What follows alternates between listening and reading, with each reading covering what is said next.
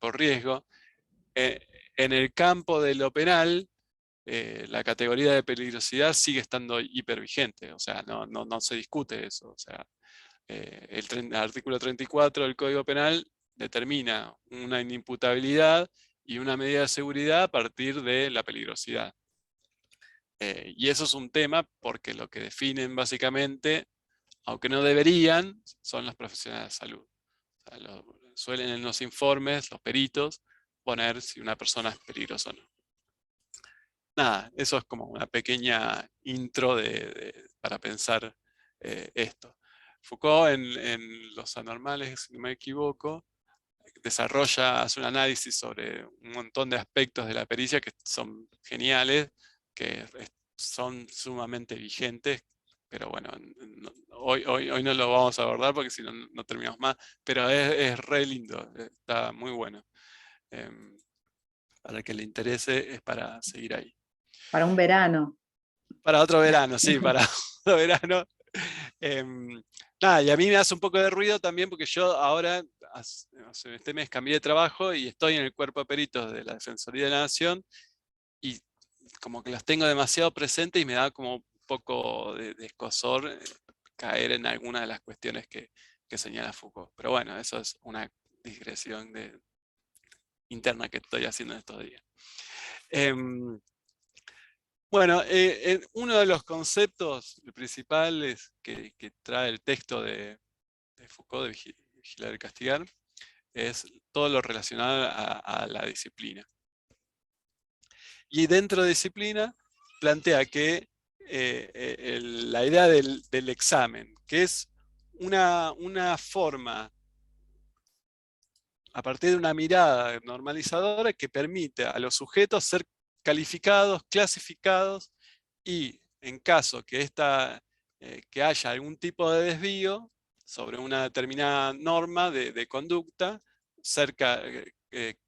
poder castigar a los sujetos. Y él señala que esta categoría de examen es sumamente relevante en las ciencias sociales y que tiene una forma de registro para poder determinar los desvíos y la necesidad o no de ser castigado para su corrección. En estas categorías tan rígidas está pensada la ley de ejecución de la pena, que es la que deben cumplir las personas que son condenados por algún delito. Aunque parezca un poco fuera de contexto, ellos siguen pensando como que el paso por la cárcel va a tener actitudes, es un poco, no lo plantean como castigo, pero sí de reeducación, reencauzamiento de las conductas, que tienen que hacer una serie de pautas esquematizadas a partir de un tratamiento individualizado dado por un servicio de criminología para volver a ser a un sujeto, reintegrarse a la sociedad y, vamos a decirlo burdamente, sacarle la característica de lo delincuente. Cosa que no es así, obviamente. Hay un montón de aspectos culturales, sociales, etcétera, relacionados al delito, digamos. Y en lo que Foucault lo que plantea es que a través del examen y todos estos mecanismos de clasificación se trata de un objeto. Un objeto que puede ser descriptible y analizar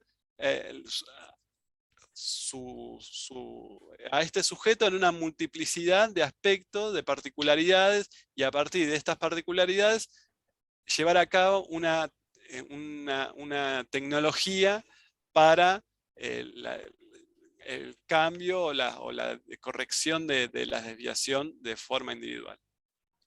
Y esta tecnología él la recoge en ese capítulo y señala un montón de castigos que son susceptibles en distintos tipos de instituciones el distinto objeto de intervención. Puede ser el sujeto alumno, el sujeto soldado, el sujeto preso, y también agreguemos el sujeto que es considerado loco, que es como una de las grandes desviaciones que recogen las instituciones del control a través del manicomio.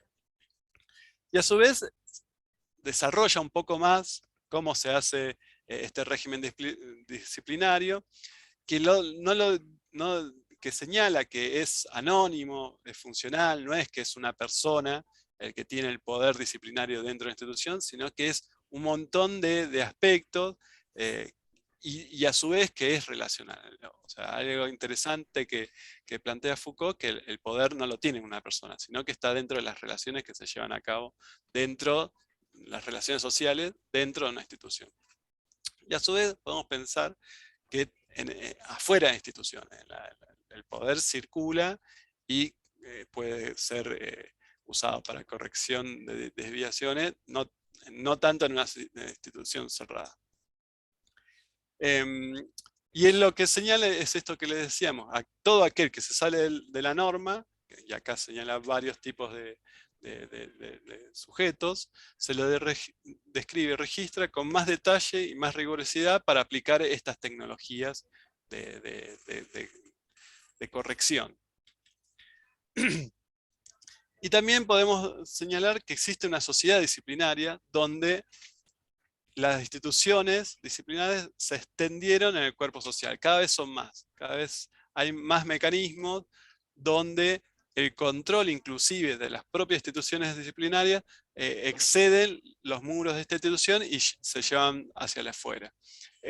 Un ejemplo que se me ocurre es los arrestos domiciliarios. Estas personas no están dentro de la cárcel propiamente dicha, pueden ir a sus domicilios a cumplir parte del periodo del arresto, de la pena, pero ello no implica que no estén sujetos a algún mecanismo de control, que puede ser, no sé, las pulseras electrónicas que se les aplican, que vayan trabajadores sociales a la casa a controlar qué es lo que está haciendo, cuáles son sus actividades, se pidan informes, si tiene algún trabajo formal, se le piden informes al empleador, etc.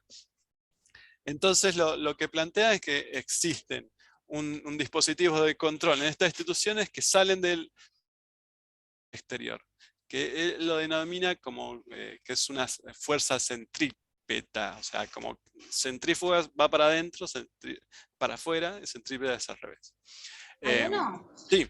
perdóname que te interrumpa. Esto que vos estás mencionando, ¿tiene que ver un poco con el concepto de panóptico que él plantea? Sí, el concepto de panóptico, en realidad, si no me equivoco, no es de él, es de Jeremy Bentham, que habla sobre una modalidad Exactamente. más arquitectónica de una institución.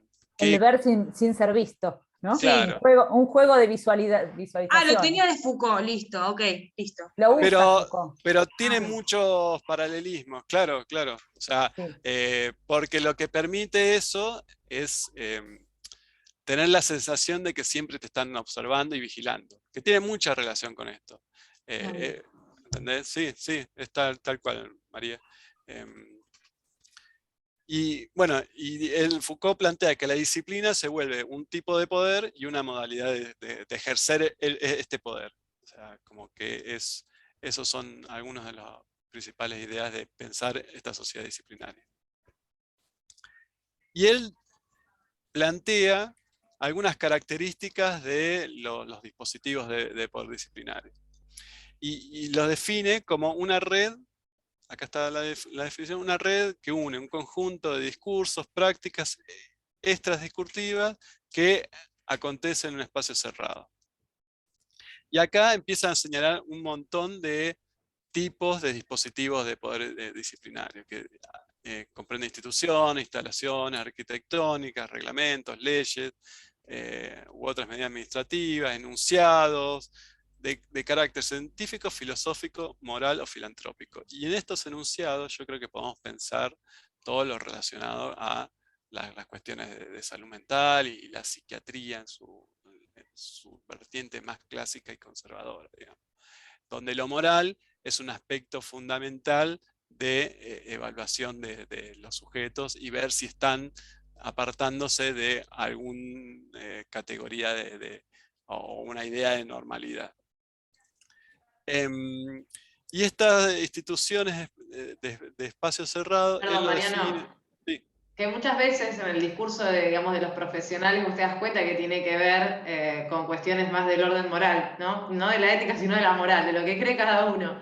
Pero al ser enunciadas por un profesional, tienen como un halo de cientificidad. No sé, hay como muchas de estas situaciones en las prácticas cotidianas que se dan. Sí. Sí, por ejemplo, evaluaciones sobre, no sé, el ejercicio de las funciones maternas o paternas. O sea, Ahí es muy claro. Es muy es claro. clarísimo. Ahí es como la cuestión de la maternidad parece un montón. Claro. En una evaluación de salud mental, casi seguro se va a hablar sobre cómo ejerce la maternidad una mujer o una identidad genérica femenina, y a un hombre posiblemente ni se lo pregunten. ¿Tiene hijos? Sí, todos. Ah, bueno, sabe cómo se llama, tal y tal, listo. Pasan a otro tema. O sea, como que el hincapié, lo que se va a evaluar va a ser diferente, y ni hablemos si por algún motivo la madre de los niños no está al cuidado de ellos. O sea, eso también es síntoma de algo que va a ser como catalogado como extraño o raro, o algo está pasando, con un manto de sospecha. Pensaba, perdón, situaciones, ay, dale, Fran, después yo. no, que esas situaciones se ven mucho en niños y niñas migrantes, por ejemplo, y se interpreta la maternidad, sobre todo de mujeres que dejan a sus niños en sus lugares, niñas y sus niños en sus lugares de origen y mandan remesas, y se interpreta ese tipo de maternidad en lugar de pensarla con diferencias interculturales en clave de moral, de cómo ha dejado a los niños, y además las diferencias interculturales se interpretan en clave también de patología, ¿no? Claro. Los niños son silenciosos o violentos y todos en clave de patología. Sí, Tal cual. sí, incluso pensaba también, los niños trabajan, ¿no? En algunos casos, la edad pensada para el trabajo o prevista para el trabajo es diferente en función de los contextos socioculturales. Entonces eso también está sujeto a juicios morales respecto del trabajo, ¿no? Pensaba también en dos cosas que aparecen en las instancias de evaluación: el desaseo, por ejemplo, ¿no? Sí. El desaseo o el analfabetismo también, son como apreciaciones que tienen fuerte carga moral y que también disparan prácticas o que condicionan prácticas, ¿no? Condicionan miradas y después de eso establecen o pautan o circunscriben caminos de decisiones o de prácticas. Sí, y en eso a mí me llama la atención que se pone el eje en el sujeto y no de problematizar. El contexto, como veíamos la clase pasada con las condiciones de vida, por ejemplo, cuando pensábamos, ¿no? Marra. Sí, y que posiblemente haya alguna falla de las intervenciones del Estado que no pudo garantizar un piso mínimo de derechos también. Y eso implica correr el eje del análisis. O sea, una persona, pongamos un ejemplo, o sea, analfabeto, en situación de calle, que está pobre, o sea, lamentablemente, personas en situación de calle suelen tener, debe estar déficit de higiene. Que esté no haya estado escolarizado puede ser por una multiplicidad de vulneraciones de derechos que sufrió esta persona, y de que posiblemente el propio Estado no pudo garantizar el derecho a la educación. Un ejemplo, sí, para pensar, ¿no? Y a su vez también está en situación de calle porque hay alguna multiplicidad de sistemas de asistencia que no convence a estas personas. O sea, los que trabajamos con personas que han estado en situación de calle, las mismas personas dicen que los lugares estatales para evitar la intemperie no son para nada interesantes, sobre todo en lo relacionado a la posibilidad de estar con las parejas, con los hijos. Suele estar hecho uno en una categoría binaria, uno para mujeres con niños y otro para varones. Entonces se llevan a cabo dinámicas que las personas a algún grado de elección sobre eso llevan a cabo. Yo ahí quería sumar algo. Yo Sí. estoy haciendo las prácticas en el Borda y el otro día me llamó la atención, bueno, estaba justo para ingresar a internación un chico migrante senegalés y ya había tenido varias internaciones antes y me puse a leer la historia clínica, que era una de las cosas que tenía que hacer, y me llamó la atención que en una parte él ponía como que extrañaba no poder hablar con los animales y con los árboles. Y nada, me llama la atención como qué poco habrán tenido en cuenta si él culturalmente allá es algo que quizás se hace un montón, y él como varias veces repetía eso, como que no podía estar en contacto con la naturaleza y eso no le hacía bien, y lo ponían como una más de, bueno, entre otras, obviamente tenía otras Ese cosas es un que eran... ejemplo clarísimo, no sé cómo habrá sido, pero está muy bueno lo que traes.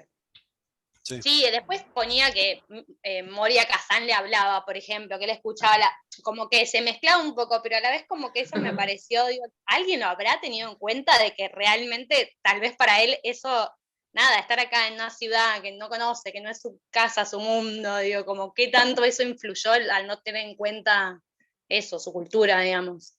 O sea, estás loco, punto, porque acá no hablamos con los árboles ni con nada, ni con los animales. Bueno, O con cómo los ese gatos. sujeto padece, ¿no? Que por ahí realmente, digamos, está sufriendo el no contacto, como decías vos. O sea, no se padece? No padecemos todos de igual forma.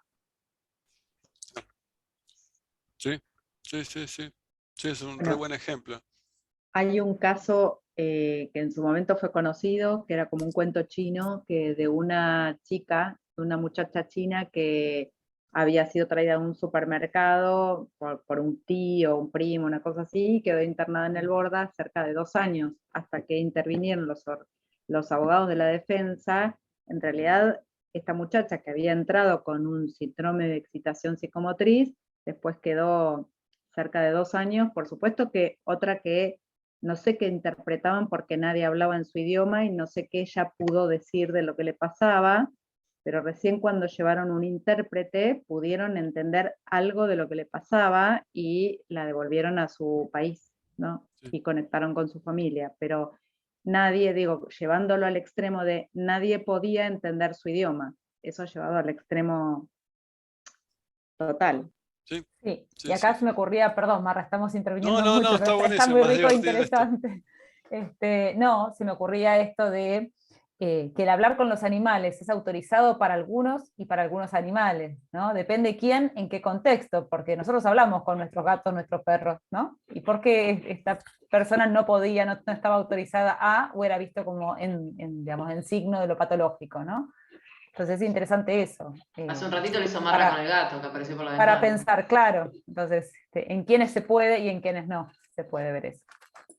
Sí, sí, no, es muy interesante y me recuerdo de ese caso que comentaba Flavia, porque es verdad que estuvo un tiempo internado porque no le entendían, básicamente. O sea, y debe ser, o sea, a la situación compleja que puede estar viendo la mujer, la barrera idiomática esa puede haber sido muy complicada y le generaba más malestar, o sea, y eso como reafirmaba la situación de malestar de esta persona.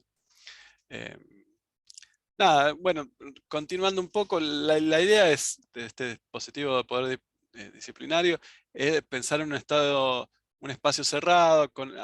Acá es una definición que no parece que la esté leyendo, pero sí pensar donde estas cuestiones, el poder se ejerce en todo este espacio. Él plantea en un momento como ejemplos, bueno, las cárceles, los conventos, las instituciones, pero también plantea otras como las fábricas, las escuelas, etc. Y sí, dentro de cada tipo de institución, un sujeto, objeto de estas intervenciones, que pueden ser las personas con problemáticas de salud mental, los niños, los soldados, etc. y plantea una serie de elementos que tienen que tener un dispositivo de poder disciplinario. Que estas son varias de las categorías que él piensa que son muy interesantes, porque a medida que las nombremos, ustedes se les van a poder venir en la cabeza ejemplos.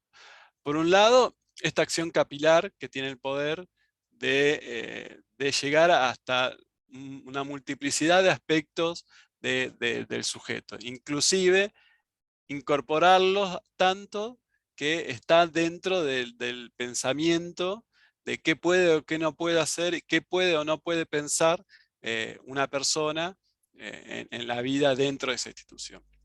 En la nota, fíjense que señala algo la persona a la que entrevistan, que después lo vamos a retomar, pero es para ejemplificar esta acción capilar del ejercicio del poder.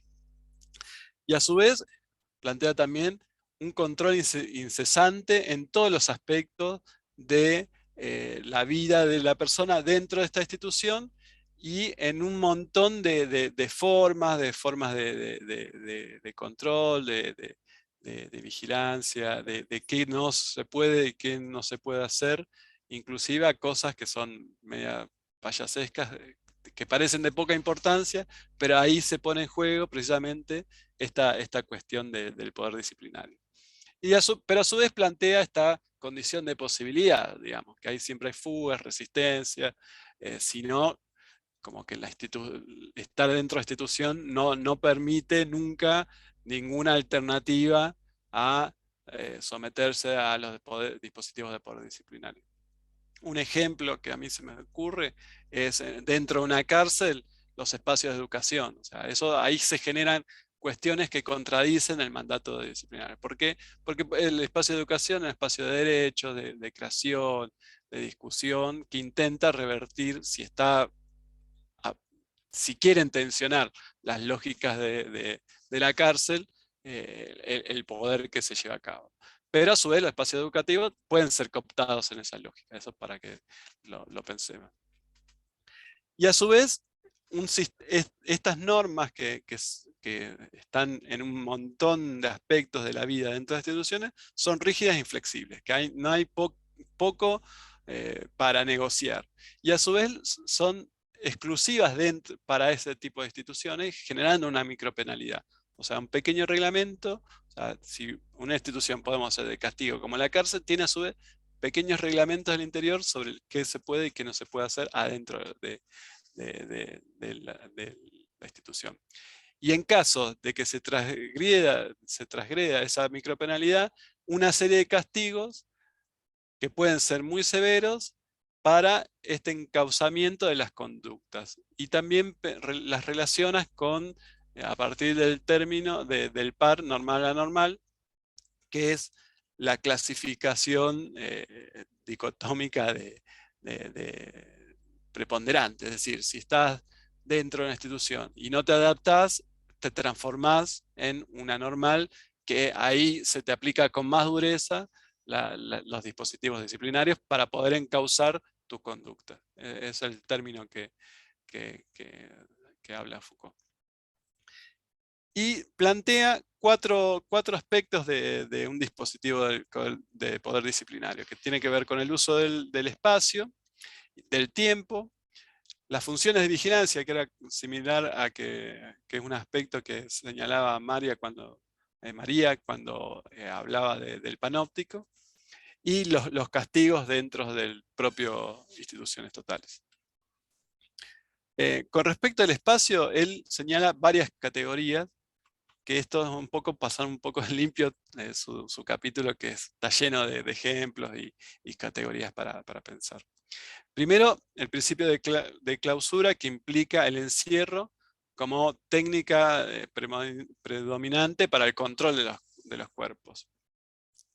Y esta clausura es lo que permite que se lleven a cabo un montón de tecnologías disciplinarias para encauzar a los sujetos y adaptarlos, corregirlos, o el término que utilice la propia institución. La institución a veces puede nombrarlo diferente por las características y el supuesto objetivo de los mismos. Pero en el fondo tiene que ver con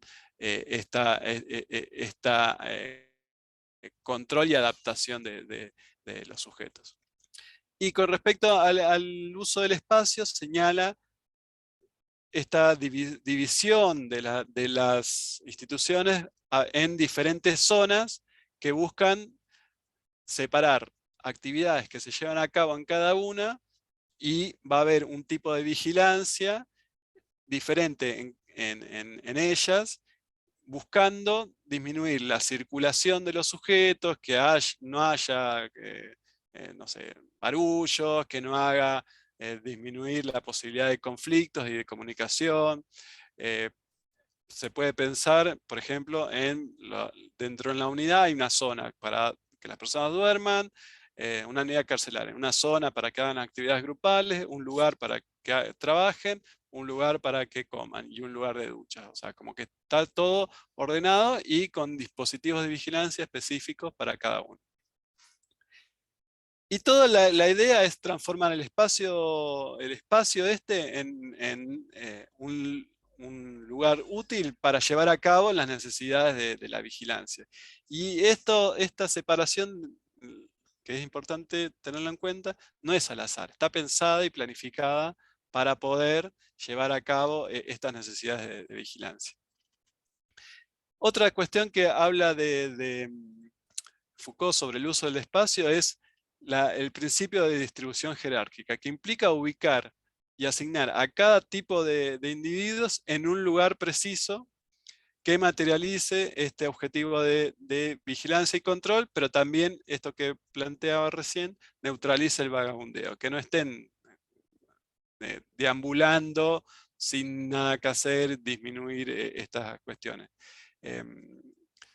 Eso lo podemos ver en los hospitales. Un problema que siempre dicen los que señalan que en un hospital general no puede haber internación involuntaria, es que esta idea de cama, de que los pacientes de salud mental circulan y por el hospital, se mueven, y tiene que ver un poco en relación a esto, como que vagabundean porque no son los típicos pacientes que, no sé, si tienen que operarlo de, no sé, una vesícula, se quedan en la cama todo el tiempo.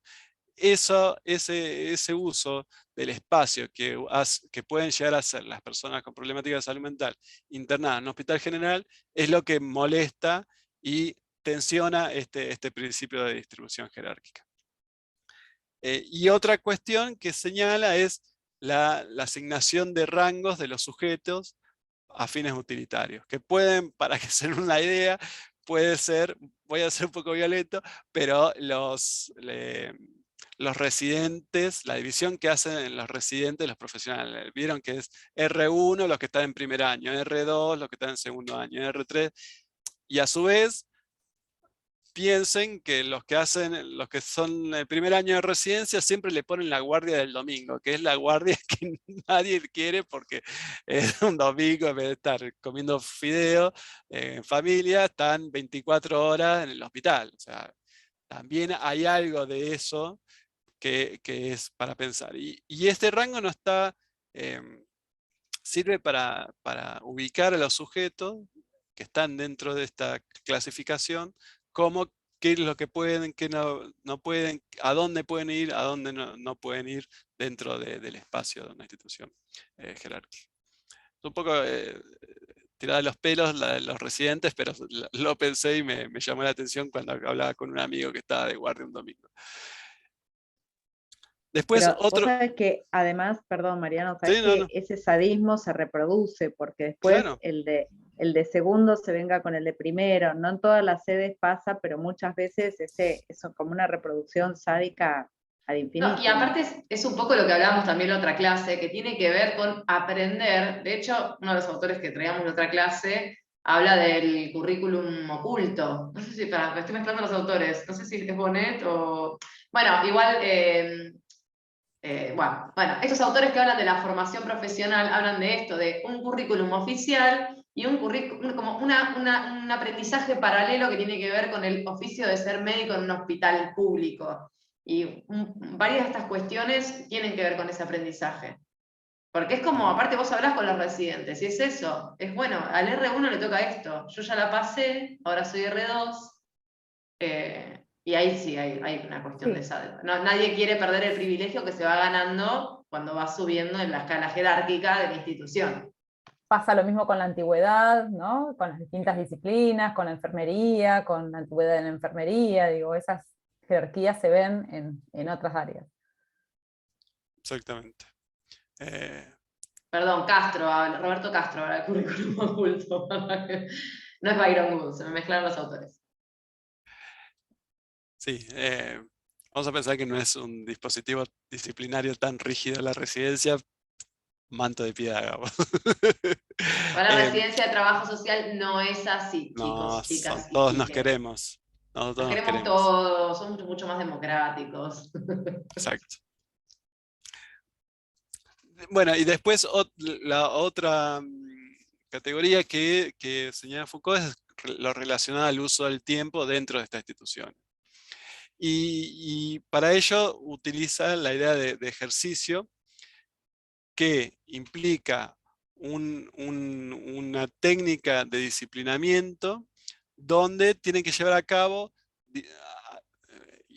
a partir de que son asignadas diferentes tareas de distinta complejidad, con la idea de llegar a un estado terminal. Y el poder avanzar de una tarea asignada a otra implica que vaya logrando la adquisición de determinadas habilidades en función de lo que busca la institución. Como que tienen que hacer un camino lineal y progresivo para que puedas ir avanzando en algún tipo de lógica del ejercicio. En general, todas las cuestiones de tratamiento van pasando por etapas. Por ejemplo, no sé, una persona que está internada, cuando está en mejor situación de la crisis, puede ir a un pabellón que le pueden poner distintos nombres, etcétera, donde va a seguir el tratamiento, pero ya no estaría en crisis. Después puede ir a tener salidas los fines de semana. Después al tratamiento ambulatorio. Son distintos momentos y estadios y fases de un tratamiento para lograr la efectividad alta del mismo. Y cada una de estas fases implica la adquisición de determinadas habilidades o saberes o comportamientos adecuados para los objetivos institucionales. Y a su vez trae a contraparte que en ocasiones puede haber castigos por no haber llegado a ese objetivo, y se aplican otras técnicas de repetición, de disciplinamiento, que tiene que ver con hacer más ejercicio, con más repetitivo, etc. El ejercicio repetitivo por excelencia es cuando te hacían escribir en el pizarrón 100 veces, no debo, no sé, contestarle mal a la docente, no debo, es de Bart Simpson, vieron que anota todos los capítulos, algo bueno. Básicamente tiene que ver con esa idea. Que sí, si lo vinculan con la clase que hablamos del forjamiento de la subjetividad moderna, ¿se acuerdan que veíamos que la cuestión de la filosofía mecanicista que hablaba de esta cuestión de la cuantificación del tiempo, de medirlo, de tornarlo previsible, de ver de que algo evolucione de acuerdo a una determinada mirada racional? Y también, cuando antes Mariano refería a la cuestión del espacio, que también veíamos que había una necesidad de anclar a los sujetos a un determinado espacio de una determinada forma. Digo, para que empiecen a pensar la relación entre los autores. Digamos, eso que enunciaba, que traía Silvia Federici, acá, digamos, se está viendo, digamos, ¿no? Más acabadamente lo está poniendo en palabras Mariano, pero cuando referíamos a esto, de la cuestión del control, digamos, de la cuestión de poder dominar en cierta forma el tiempo, cuantificarlo, hasta ordenarlo para de una determinada forma la tarea, bueno, tiene que ver con esto. Ujú. Ahí está, no sabía si estaba muteado. Y el otro elemento es la vigilancia que plantea Foucault, que él lo define como el arte del reencauzamiento de las conductas. Y sí es interesante pensar la vigilancia como una posibilidad de fabricar cuerpos, sujetos, individuos, que se ve impregnado en los discursos de estos sujetos, los gestos, a partir de toda la aplicación de todas estas técnicas disciplinarias que se llevan a cabo dentro de la institución. Y sí me parece algo requete interesante pensar esto que señala Foucault, que el poder produce realidades, objetos, rituales, la faceta productiva del poder, y que no es solamente cuestiones de represión, que no te deja hacer. Eso me parece como que es muy interesante para pensarlo. No es que el poder lo único que hace es no te deja ser libre. Al contrario, te deja ser o tener un determinado tipo de libertad que uno cree que es la libertad que uno eligió. Y no, todas las tecnologías permitieron que se construya algún tipo de libertad. Bueno, bichitos, me tapas ahí. Nada, a mí eso del faceta productivo del poder me parece que lo tenemos que tener en cuenta en el ejercicio de nuestra profesión, sobre todo los TS, porque siempre, aunque uno crea que no, tiene una cuota de poder que se pone en juego en las intervenciones. Eso me parece que es para tenerlo como siempre en la cabeza. A veces somos medios quejosos de que vemos el poder reflejado en el otro y nuestras intervenciones están llenas de cuestiones de poder. ¿Por qué? Porque a veces hacemos